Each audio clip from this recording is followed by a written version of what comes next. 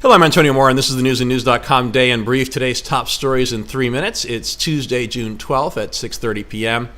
It was hard not to be hopeful seeing the President of the United States meeting with the leader of North Korea, a sight people my age thought we'd never see.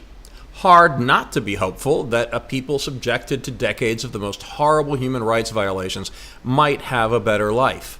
Hard not to be hopeful that a rogue nuclear regime that many believe is the biggest threat to world peace might agree to denuclearize and this time live up to its word. But in the end, all there is hope, because it seems that all that was agreed to was to continue to talk. Given the speed at which this summit was arranged, we probably couldn't have expected much more. Kim said the past would be left behind and that the world would see major change. Trump expressed optimism and said he'd freeze military drills with South Korea, which seems to have surprised the South Koreans and U.S. forces on the Korean Peninsula. That opened him to criticism that he had given up something substantial and legitimized a dictator while not getting much in return. In other news, White House economic advisor Larry Kudlow suffered a heart attack, but he's reportedly recovering in good condition. Trump again scolded Canadian Prime Minister Justin Trudeau, saying his criticism of Trump will cost Canada a lot of money. But the White House trade advisor, Peter Navarro, said he'd made a mistake to say there was a special place in hell for Trudeau.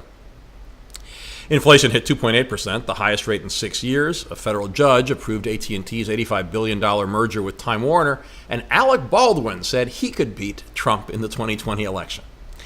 Now, our alternate universes segment, the great divide between conservative and liberal media. Shameless hypocrisy is today's theme. MSNBC was relentlessly negative in its coverage of the summit. These are the same folks who celebrated Obama meeting with Raul Castro, another human rights violating dictator and sworn enemy of America. Obama got no real concessions from Cuba when he reopened relations, no commitments to improve human rights, while giving the Cuban economy a desperately needed lifeline.